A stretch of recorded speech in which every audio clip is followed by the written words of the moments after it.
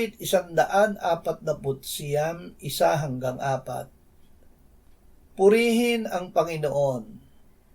Awitan ninyo ang Panginoon ng isang bagong awit, nang papuri sa Kanya sa kapulungan ng mga tapat.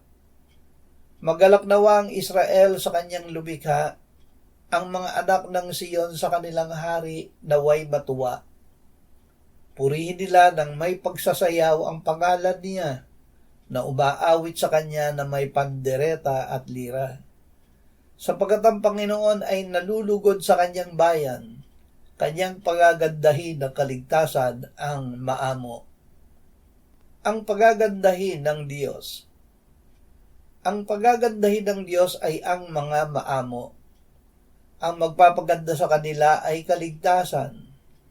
Sinabi ng Panginoong Hesus, mapapalad ang mga maamo sapagkat mamanahin nila ang lupa. Ang maamo ay mababa ang loob. Tinawag ng Panginoong Hesus ang kanyang sarili na maamo. Lumapit kayo sa akin, kayong lahat na nanlulupaypay at lubhang nabibigatan, at kayo'y bibigyan ko ng kapahingahan. Pasanin ninyo ang aking pabatok at matuto kayo sa akin, sapagkat ako'y maamo at may mapagpakumbabang puso, at makakatagpo kayo ng kapahingahan para sa inyong mga kaluluwa. Sapagkat madaling dalhin ang aking pamatok at magaan ang aking pasad.